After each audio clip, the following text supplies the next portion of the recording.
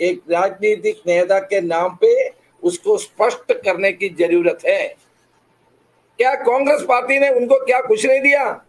2 बार chief minister बनाया, 15 साल वो मंत्री रहे कांग्रेस के दरमियान में, सीडब्ल्यूसी के मेंबर बने और प्रदेश कांग्रेस कमेटी के अध्यक्ष रह चुके हैं। क्या कांग्रेस युवक कांग्रेस, जब मैं आईवीसी के ऑल इंडिया यूथ कांग्रेस का अध्यक्ष था, माणिकराव ठाकरे जी प्रेसिडेंट था इधर, मैंने उनको स्टेट यूथ कांग्रेस का वाइस प्रेसिडेंट बनाया था। क्या पार्टी ने क्या नहीं दिया? पार्टी ने सब कुछ दिया, आगे बढ़ाया, नेता बनाया, फिर भी वो पार्टी छोड़ के जा रहे हैं।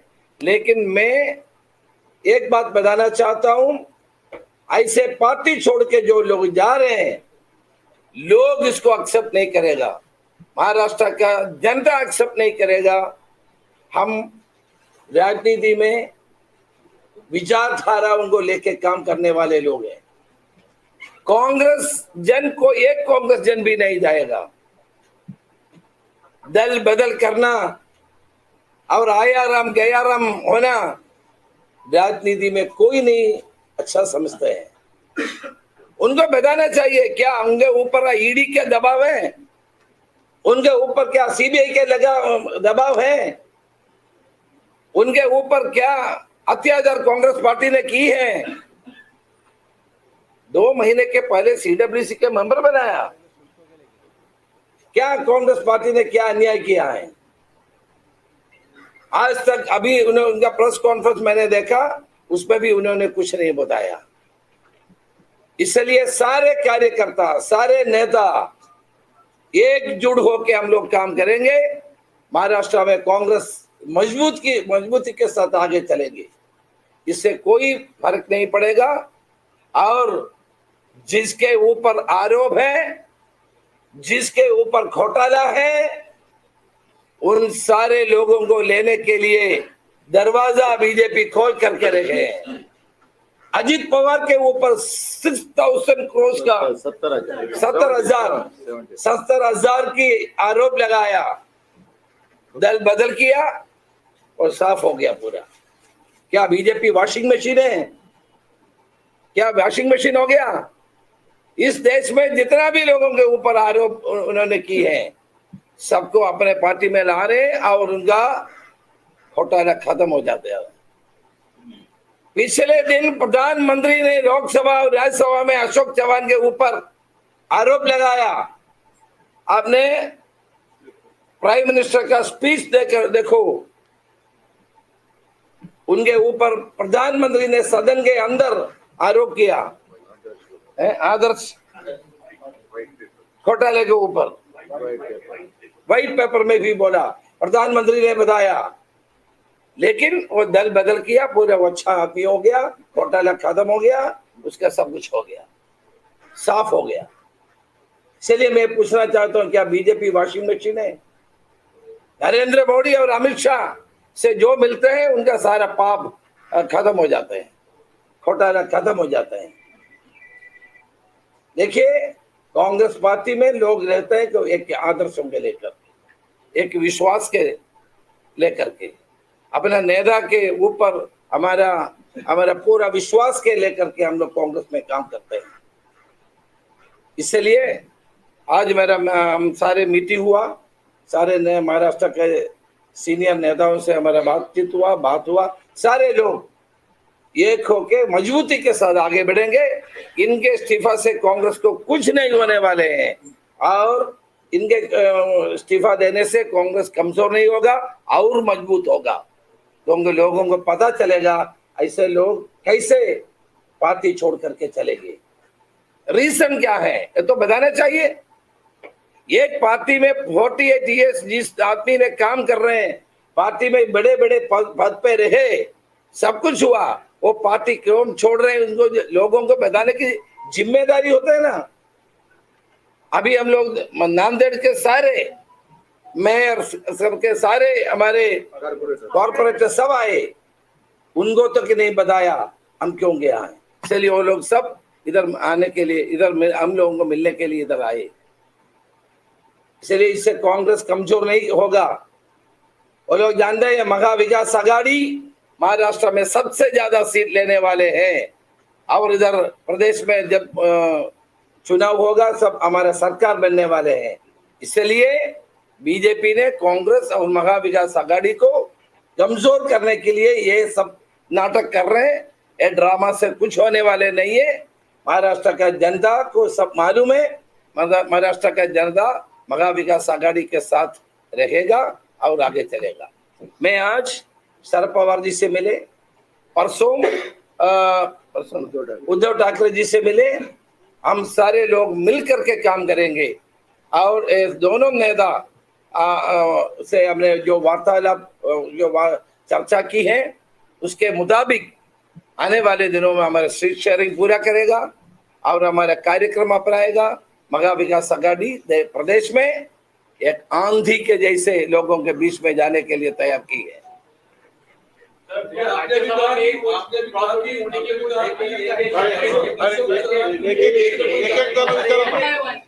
कि अशोक चौहान के पीछे तो कोई जाने वाला है नहीं, लेकिन आपकी पार्टी के ऐसे कई नेता है जिनके बारे में चर्चा चल रही है कि वो खुद के बलबूते पे वहां पे जाना चाहते हैं, तो आप वो डायमेंशन कैसे करेंगे? कौन जा रहे हैं? आप लोग लिख रहे हैं ये जा रहे हैं वो जा रहे हैं करके, प्रेस वाले जो लिखते रहते हैं, इससे हम क्या बात करेंगे? आपके पार्टी के नेता ने ट्वीट किया कि महाराष्ट्र के एक नेता से 10 रुपए सभी लोग छोड़कर जा रहे हैं।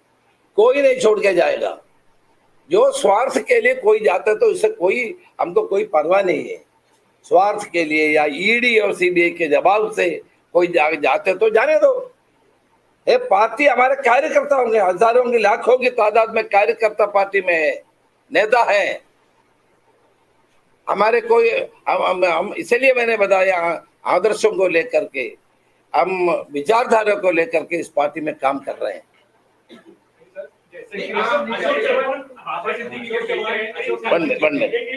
अशोक चौहान जी ने दिल्ली में बात की खड़गेजी से, ऐसा आपने कहा, उनके कुछ तो प्रॉब्लम्स रहे होंगे ना, उन्होंने कुछ तो कहा होगा खड़गेजी से कि उन्हें क्या पीसीसी चीफ बनना है या उनको इलेक्शन का पूरा हाथ में लेना है, क्या कहा, क्या उन्होंने क्या प्रॉब्लम? अरे उसके हाथ में सब कुछ हमने दी है, बताने की क्या जरूरत है? हमने महा विकास आघाड़ी के लोगों से बात करने के लिए अशोक चौहान और पीसीसी प्रेसिडेंट और थोराट जी को हमने संबोध दिया था। They are given responsibility for 3 people to negotiate with them and take a final decision. He was PCC president earlier. He was 2 times chief minister. He was a minister for 14 to 15 years. क्या कांग्रेस ने नहीं दिया उनका? क्या when I am in charge of the state, he was never complained anything against me. Whatever suggestion he had given to me, it has been totally accepted and included in every committee. Sir, he is complaining that nowadays Congress is not showing the zeal to fight election. Rather than going on the field, fighting for the main issue, they are having that workshop or which thing doesn't matter. He was the leader. He was the face of the Congress here. He was the we have 3 former chief ministers, Prithviraj Chauhan, Ashok Chauhan and Sushil Kumar Shinde ji. They are the leaders. They have to lead. उनको आगे लेके चलना था, वो खुद मैदान छोड़ के भाग रहे हैं। इतना डरपोक नहीं होना चाहिए, इतना डरपोक नहीं होना चाहिए। मैदान छोड़ करके चलने वाले तो कोई नहीं मानता है। ये सोल्जर पार्टी का सोल्जर है तो उनको मैदान में रह करके लड़ाई लड़ना चाहिए। विरोधी के साथ मिलकर के कांग्रेस को छुरी मारना ठीक नहीं है। कांग्रेस के जन इसको मानते नहीं है, जनता भी नहीं मानेगा ये। सर, आप बोल रहे हैं कि आपने उनको सारे पावर्स दिए थे, लेकिन आज उनकी जो प्रेस कॉन्फ्रेंस हुई उसमें से एक बात जो मेरे को ध्यान नहीं, वो कह रहे थे कि उनके जो राय थे वो कहीं ना कहीं कंसिडरेशन में नहीं लिए जा रहे थे, उनके ही कंसल्टेशन। अरे सारे चीज में उसका कंसल्टेशन ही हुआ है, तो उनको बता दो कौन से इसमें उसको नहीं किया। जब मैं प्रभारी बने, आपको सब जानते हैं, आप हमसे मिलते रहते हैं, ये तीनों लोगों को हमने एसीसी की तरफ से जिम्मेदारी दिया। क्या पृथ्वीराज चौहान का वो भी फॉर्मर चीफ मिनिस्टर था, शिंदे जी भी था, फिर भी हमने अशोक चौहान जी को आगे रखा था। पृथ्वीराज चौहान और नाना पटेल जी और बाला साहब थोराट 3 लोगों को जिम्मेदारी दिया था। इससे क्या ज्यादा क्या कर सकते हैं? आप सोच लीजिए, इसके ज्यादा एक पार्टी क्या कर सकते हैं। सर, आप लगातार कह रहे हैं कि कांग्रेस पार्टी एक साथ है, लेकिन देखा जा रहा है कि 2 महीने हो गए लगातार आपकी पार्टी से कि 3 बड़े चेहरे जो है वो कांग्रेस को छोड़कर गए हैं, तो पार्टी में कुछ ना कुछ प्रॉब्लम तो होनी। पार्टी में प्रॉब्लम नहीं है, इस देश में ईडी और सीबीआई के द्वारा जो प्रेशर जा रहे हैं, वो जिसके पास उसके डर है वो जा रहे हैं, और कोई नहीं जाएगा। Sir, Rajya Sabha So, election you're में saying that no one will go, but how will you ensure the 6 Rajya Sabha seat, and how will you ensure that there won't be any cross voting, because now we like since Baba Siddiqui is gone and there is a question mark is also on Zishan Siddiqui. So how will you ensure that there won't be any cross voting? In Mahavikas Aghadi is going to win the seat. And also, you know, the Rajya Sabha, no MLA of Congress party will cross. If they will cross, they have to, for 6 years, these people will be expelled from the party and they cannot even contest the election. Sir, Rajya Sabha election में आपका candidate कौन रहेगा, क्योंकि वो तो Congress high command इसको चर्चा इसलिए शाहू महाराज जो कोल्हापुर के थे उनको कैंडिडेट करना चाहिए, इस तरह की बात हो रही है। ये तो आप लोग लिख रहे हैं, मुझे पता नहीं है, लेकिन एक बात सुनिए, PCC president Nana Patole ji, CLP leader, opposition leader, senior लीडरों से पार्टी हाईकमान चर्चा कर रहे हैं। इसके बाद पार्टी हाईकमान ने, कांग्रेस प्रेसिडेंट ने कैंडिडेटर अनाउंस करेगा, वो कैंडिडेटर को एनसीपी एंड शिवसेना सपोर्ट करेगा। हमारे कोई प्रॉब्लम नहीं है सीट क्या जीतने। अशोक चौहान के जाने से कहीं की राज्यसभा की सीट पे खतरा पैदा हुआ कि उनके साथ और भी लोग जाएंगे, ऐसी बात आ रही है, तो आपकी संख्या कम हो जा रही होगी। हमारा संख्या कम नहीं होगा, इसलिए मैं बोल रहा हूँ एक आदमी भी जाए, इसलिए तो अशोक चौहान ने इस्तीफा दे दिया। वो जानते हैं अशोक चौहान क्यों इस्तीफा दिया, वो जानते हैं। वो कांग्रेस के खिलाफ वोट देते हो, 6 साल के लिए उनको कोई पद में कंटेस्ट नहीं कर पाएगा, इसलिए कोई नहीं जाएगा। हमारे साथ नंबर है, और एनसीपी और शिवसेना के साथ मिलते तो हमारी संख्या ज्यादा हो जाएगा। 2019 में विजय पाटिल थे जो वंचित के साथ कोऑर्डिनेट कर रहे थे, वो भी बीजेपी में है। अभी तो अशोक चौहान भी थे जो भी कोऑर्डिनेट कर रहे थे, वो भी चले गए, तो अभी वंचित के साथ कोऑर्डिनेट कौन करने वाला है? देखिए, एक बात है आज की राजनीति में चर्चा करते वो बदल जाता है। चर्चा कर रहे हैं तो वहीं पे जा रहे हैं। कोई नहीं जाएगा, कोई नहीं। सर, अगर हम मुंबई की बात करें तो मुंबई के नगर सेवक जो है वो भी बीजेपी में कल शामिल हुए। तो ग्रास रूट लेवल पे क्या कुछ प्लानिंग हो रही है, जिस तरीके से नगर सेवक है, जिला अध्यक्ष है, पदाधिकारी है, उनसे कुछ चर्चा हो रही है? देखिए, आप लोग जानते हैं, मैं प्रभारी बनने के बाद 2 महीने के पहले से हमारे पार्लियामेंट की चुनाव की तैयारी चल रही है। जब मैं इंचार्ज बना तब से हमने उसको निरीक्षण करते हैं। हम सारे लोग 6 डिवीजन में गए, सारे ब्लॉक प्रेसिडेंट तक लोगों से बात की, कार्यक्रम दी। हम बॉम्बे में भी हमारा सभा होते जा रहे हैं, ये सब आप लोग देख रहे हैं ना, सभा होते जा रहे हैं। और हमारा शिविर की आयोजित किया है 16-17 को, और आने वाले दिनों में डिस्ट्रिक्ट लेवल पे हमारा काम है। पीसीसी ने एक पूरा प्रोग्राम दी गए, ये सब चल रहे हैं। सर, आप कह रहे हैं कि कांग्रेस के कुछ होने नहीं जाएगा, पर थोड़ी देर पहले जो प्रेस कॉन्फ्रेंस हुई तो बीजेपी के नेताओं का कहना है कि कांग्रेस के बहुत सारे एमएलए हमारे संपर्क में हैं और वो अगले कुछ दिनों में हमारे साथ आएंगे। बीजेपी की भी सारे एमएलए कुछ लोग हमारे संपर्क में, उनके मेंबर ऑफ पार्लियामेंट से, और सारे, मैं नाम नहीं बताना चाहता हूँ, बहुत सारे एमएलए इसके every action there is an equal and opposite reaction. लेकिन सर हवा तो कुछ लोग जाते तो उसके खिलाफ बहुत लोग होते हैं। लेकिन हवा तो रिएक्शन हवा तो हमारे पक्ष में है, इसलिए सब चल रहे हैं। सर वो हवा कब एंट्री करेगी पक्ष में? वो हवा जो है वो कब एंट्री करेगी? जो आप रिएक्शन जो आने वाली है वो कब तक आएगी? वो तो चल ही रहे ना, देखो अभी अशोक चौहान कल कह रहे थे कि महाविकास आघाड़ी में सीट शेयरिंग के बारे में निर्णय नहीं हो रहा है, और अब पेपर में ये भी उन्होंने कहा कि जीतने के लिए कांग्रेस काम नहीं कर रहा है लोकसभा। अरे यार, महाविकास आघाड़ी में सीट शेयरिंग की जिम्मेदारी दिया हुआ आदमी है, अभी छोड़ के जा रहे हैं, बोल रहे कि नहीं हुआ है। ये तो धोखा है ना। एक करके इसके बाद मैं खत्म कर रहा हूँ, इसके बाद ही विल टॉक। कांग्रेस की गवर्नमेंट थी तब बीजेपी के नरेंद्र मोदी जी रहे, अमित शाह जी रहे, उनके खिलाफ भी केसेस चल रहे थे, उन्होंने भी सीबीआई को फेस किया। अब बीजेपी की गवर्नमेंट है, सेंट्रल एजेंसीज का प्रेशर है, क्या आपके लीडर्स में इम्यूनिटी कम है, रेजिस्टेंस कम है, मराठी में जिसको रोग प्रतिकारक शक्ति बोलते हैं, ये कोशिश नहीं कर पा रहे हैं सब प्रेशर्स को।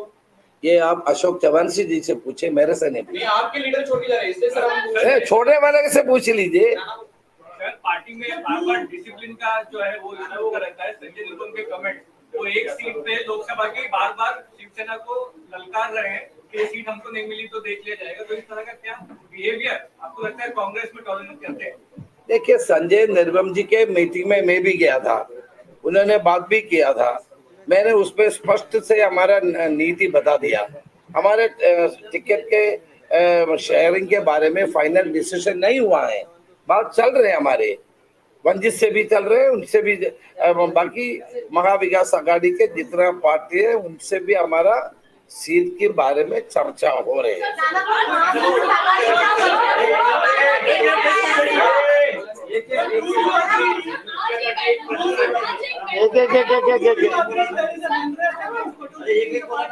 बोलिए बोलिए, धीरे धीरे बोलिए बोलिए बोलिए।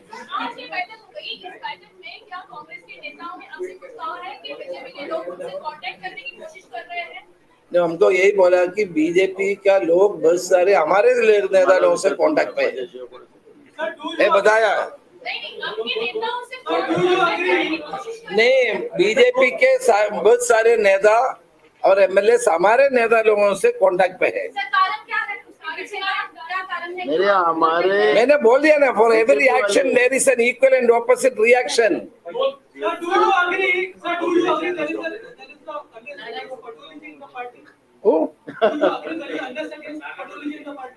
He is sitting here. You ask him.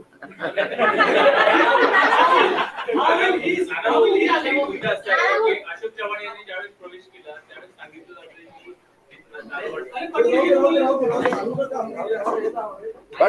But I am very confident that he is in the party and he will continue with the party. He is the only leader among all the other people who was fighting against BJP and Narendra Modi and Fadnavis and all other leaders.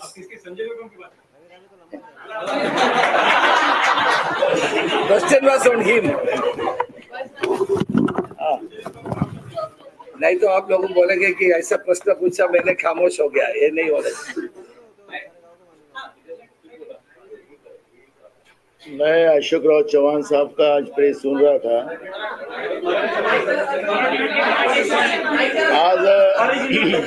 आज मी अशोकराव चव्हाण साहेबांची press ऐकत होतो आणि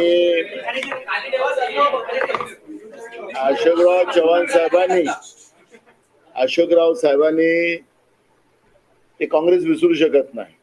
आम्ही आमचा माणूस तिकडले भाजप इकडे आणण्यासाठी पाठवलेली आहे। त्याच्यामुळे त्यांनी काँग्रेस कोणतं ते आशिष सेलारला त्यांनी काँग्रेसचा अध्यक्ष बनवलं। ते चालू झालं आता, ते प्रक्रिया सुरू झाली आमची। एक दुसरं त्यांचा स्वभावाशी आम्ही सगळेजण वाकिफ आहोत। अशोकराव साहेबांना लिडरशिप करायची नेहमी त्यांची राहिली आणि काँग्रेस पक्षाने त्यांना लिडरशिपला पूर्ण संधी दिलेली होती।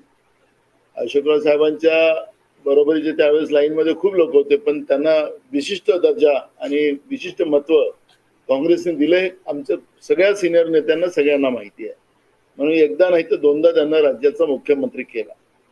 पण आता तिकडे गेलेत ते, माझा थोडा अनुभव आहे ना तिकडे, पण मी जाहीरपणे सांगितलं पाहिजे आता त्यांना मागच्या लाईनमध्ये बसावं लागेल। फार वाईट परिस्थिती होणार, त्यांनी निर्णय बदलून घ्यावा अशी आमची त्यांना नम्र विनंती आहे। अजूनही काही बिघडलेलं नाही, त्यामुळे आमची नम्र विनंती आहे।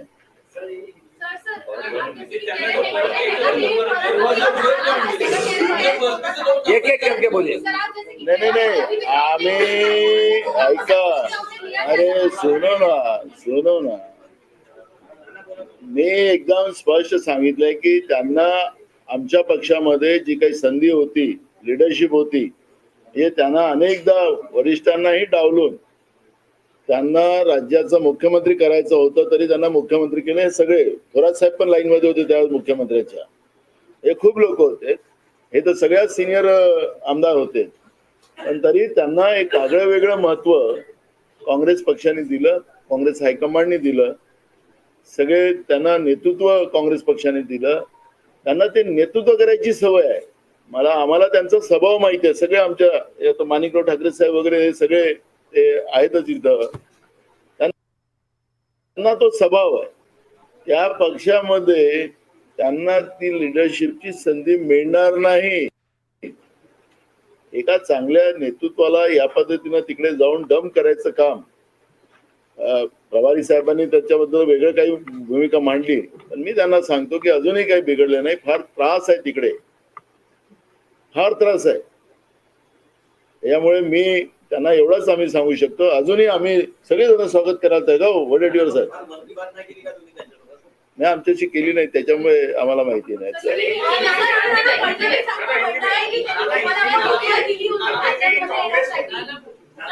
एक बघा, ऐका फडणवीसांचा प्रॉब्लेम कसा आहे. फडणवीसांचा प्रॉब्लेम असा झाला की सातत्याने ते दिल्लीचे 2 आका महाराष्ट्रामध्ये सर्वे करतात आहेत आणि या सर्वेमध्ये महाविकास आघाडीचं जास्तीत जास्त जागा 37च्या वर महाविकास आघाडीच्या जागा दाखवत आहेत. त्यामुळे आमचे मित्र फार आता त्याच्यामध्ये डिस्टर्ब झाले, देवेंद्र फडणवीस साहेब. त्याच्यामुळे ते कसं आपली शाख वाचवता येईल त्याचा ते प्रयत्न करतात आहे. त्यांचा तो प्रयत्न असफल प्रयत्न आहे आणि या असफल प्रयत्नाला तुम्ही फार काही शाबासकी देऊ नका अशी आम्हाला तुम्हाला नम्र विनंती आहे.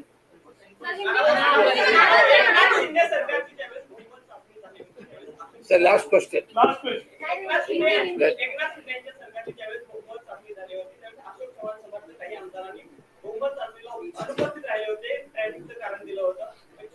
मुंबईत राहणारच होते, मात्र ते आमदार अशोक चव्हाणांसोबत भाजपमध्ये जाण्याची शक्यता आहे. त्यांच्याशी तुम्ही वरतून संवाद साधलेला आहे का? 15 तारखेला आमची CLP ची मीटिंग आहे. 15 तारखेला 9:30 वाजता आम्ही सगळे आमदार आम्ही सोबत राहणार आहोत. 16-17ला आमचं ऑलरेडी 2 दिवसाचं शिबिर लोणावळ्यामध्ये आहे. त्या लोणावळ्याच्या शिबिरमध्ये सुद्धा आमचे आमदार सगळे राहतील. त्याच्यामुळे ज्या अफवा ज्या चाललेल्या आहेत त्या अफवाला पूर्णविराम आपण द्यावं असं आमचं म्हणणं आहे.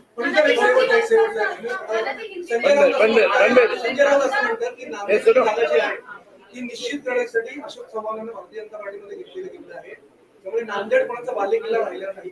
मुद्दा असा आहे की नांदेड हा काँग्रेसचा बालेकिल्ला आहे, कुठल्या व्यक्ती विशेषचा नाही. त्याच्यामुळे आता काँग्रेसचाच त्या ठिकाणी खासदार निवडून येईल हे तुम्हाला आतापासून. आता आमच्याकडे सगळे नांदेडचे लोक इथं आलेली आहेत.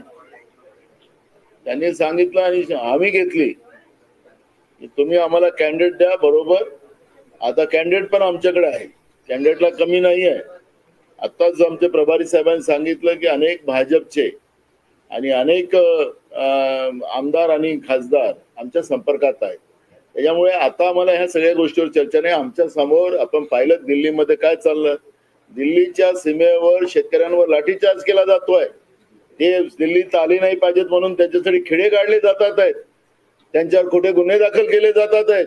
या देशाच्या अन्नदात्यावर या पद्धतीचा लाठीचार्ज करणं म्हणजे हे कोणतं सरकार म्हणायचं याला? हे म्हणतात ना आम्हाला समृद्ध भारत करायचं आहे. या देशाच्या मूळ अन्नदात्यावर लाठीचार्ज करणं म्हणजे समृद्ध भारत होतं काय?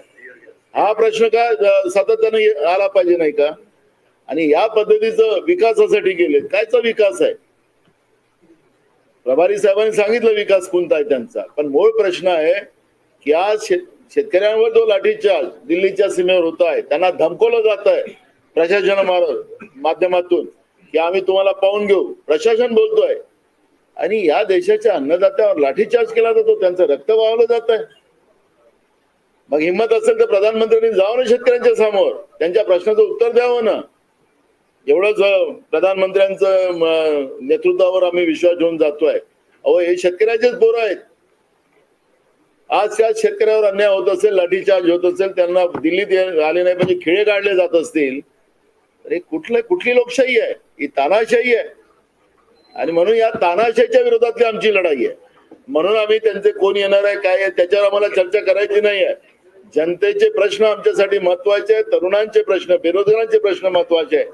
महागाई महत्वाची आहे, ती लढाई आमची आहे. इतकी मोठी नेते ओके, थँक्यू. इतके मोठे नेते गेलेले आहेत की तुम्ही लोकांना अपेक्षा करले आहात का असं? रणबीर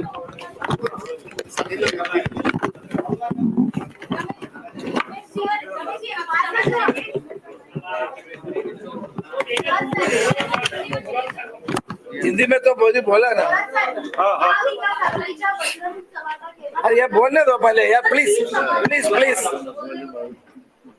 श्रीयुत अशोकराव चव्हाण यांचं भारतीय जनता पक्षामध्ये आज त्यांनी प्रवेश केला आणि तो टायमिंग जर पाहिला, त्याची वेळ पाहिली की ज्या वेळेस दिल्लीमध्ये शेतकऱ्यांवर लाठीचार्ज चालला होता, अश्रुधूर सोडला जात होता, त्याच वेळेस ते इकडं भारतीय जनता पक्षामध्ये प्रवेश करीत होते. तर त्यांचं आतापर्यंत राजकारणावर ते बोलले. राजकारण हे तत्वज्ञानाचं असतं, विचाराचं असतं. त्यांचे पिताजी माननीय स्वर्गीय शंकररावजी चव्हाण साहेब यांनी सुद्धा काँग्रेस करता काम केलं, काँग्रेसचे मुख्यमंत्री राहिले आणि देश पातळीवर सुद्धा मोठमोठी संधी त्यांना मिळाली. त्यानंतर त्यांचे चिरंजीव म्हणून यांना सुद्धा खूप संधी ही काँग्रेसनं दिलेली आहे. मुख्यमंत्री म्हणून राहिले, मंत्री म्हणून राहिले, प्रदेशाध्यक्ष म्हणून राहिले. ह्या सगळ्यानंतर आतापर्यंत जी भाषणं झाली ती विचाराची भाषणं करत होते, तत्वज्ञानाची भाषणं करत होते. आता काँग्रेसच्या तत्वज्ञानामध्ये कोणता असा दोष निर्माण झाला की त्यांनी काँग्रेस सोडावी? खरं यामध्ये त्यांच्यावर कोणता दबाव होता, कोणतं कंपल्शन त्यांना झालं होतं, काय कारण होतं की त्यांनी काँग्रेस सोडावं? याचा अर्थ एक तर ते कोणत्या तरी दबावाखाली गेले किंवा कोणत्या तरी स्वार्थासाठी म्हणून त्यांनी काँग्रेस पक्ष सोडला आणि भारतीय जनता पक्षाकडे ते गेलेले आहेत दिसत आहे. मला एक माहिती आहे की अलीकडच्या कालखंडामध्ये जे घडतं आहे, ज्या पद्धतीचं राज्य सरकार बनलं त्याला खोके सरकार म्हटलं जातं. एक दिवस पंतप्रधान आरोप करतात, दुसऱ्या दिवशी राष्ट्रवादीचे काही तिकडे जातात, अजित पवार तिकडे जातात आणि मग ते मात्र धुतल्या तांदळासारखे होतात. वॉशिंग मशीन म्हणून भारतीय जनता पक्ष काम करतोय की काय, ही परिस्थिती आहे. आता अशोक चव्हाण हे गेलेले आहेत, यामध्ये एकतर त्यांच्यावर कोणता तरी दबाव आहे किंवा स्वार्थ तरी आहे, त्याशिवाय हे जाऊ शकत नाही, ही वस्तुस्थिती आहे. पूर्णपणे महाराष्ट्रातली जनता हे सर्वजण पाहत आहेत. महाराष्ट्रातली जनता पूर्णपणे जागृत आहे. तुम्ही गावच्या पातळीला विचारा आणि तर गावातल्या एखाद्या वार्डातल्या नागरिकाला विचारा, त्याचं प्रतिकूल मत तुम्हाला दिसेल की हे चाललं ते चुकीचं चाललेलं आहे. महाराष्ट्र कधीही असा अस्थिर नव्हता, देश कधी इतका अस्थिर नव्हता, देशामध्ये कधी स्वायत्त संस्थांचा असा गैरवापर झाला नव्हता. तो होत असताना दिसतो आहे. यावर जनता मतदान करेल. आपल्याला राज्यसभा आम्ही करतोय, 15 तारखेला आमची एक बैठक आम्ही घेतो आहोत. आमचे सगळे आमदार त्यामध्ये उपस्थित राहतील, सदस्य उपस्थित राहतील. आम्ही ती राज्यसभा सुद्धा जिंकणार आहोत. या पलीकडे जाऊन लोकसभेला सुद्धा आघाडी म्हणून आमचं अत्यंत चांगल्या प्रकारचं आम्हाला जागा मिळाल्याशिवाय राहणार नाही. तो असा तो सर्वे आहे, सर्वे आणखी चांगले येतील याची खात्री मला आहे. आणि हे सांगतो की विधानसभेला जे काही होणार आहे, महाराष्ट्राच्या जनतेमध्ये जे काही मनात आहे, यामध्ये सरकार येणार, ते आघाडीचं येणार, मुख्यमंत्री हा आघाडीचा होणार, याची सुद्धा मी आपल्याला शाश्वती देतो. आमचे माननीय देवेंद्रजींना मी मागे म्हटलं होतं ते मग पुन्हा येणार म्हणत असताना मी एकदा म्हटलं होतो की ते आता विरोधी पक्ष नेते म्हणून येणार, त्यांनी आरशात पाहावा पुढचा विरोधी पक्ष नेता. मला पुन्हा तीच वेळ म्हणण्याची येणार आहे. तुम्हाला पुन्हा आघाडीचं सरकार हे येणार याची शाश्वती मी येथे देतो आहे. One minute.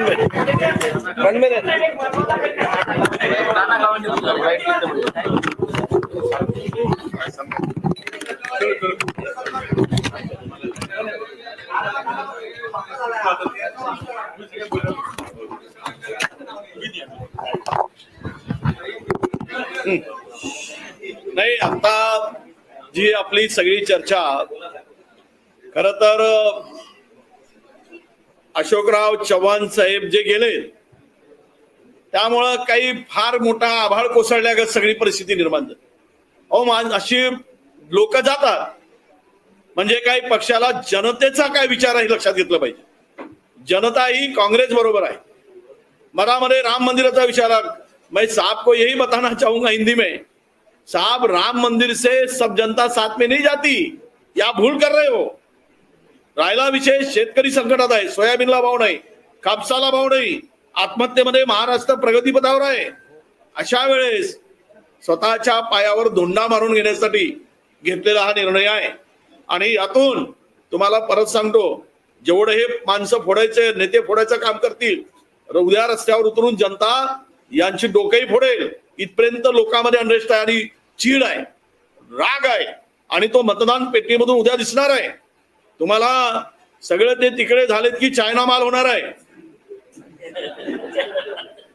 म्हणजे दिसताना सुंदर, तिकडे गेले की चायना माल, कधी बिघडल आणि ते सेल ते कचऱ्यात फेकायची पाळी येईल. 2-4 दिवस वापरून तो चायना माल होणार आहे, एवढं तुम्हाला सांगतो. धन्यवाद.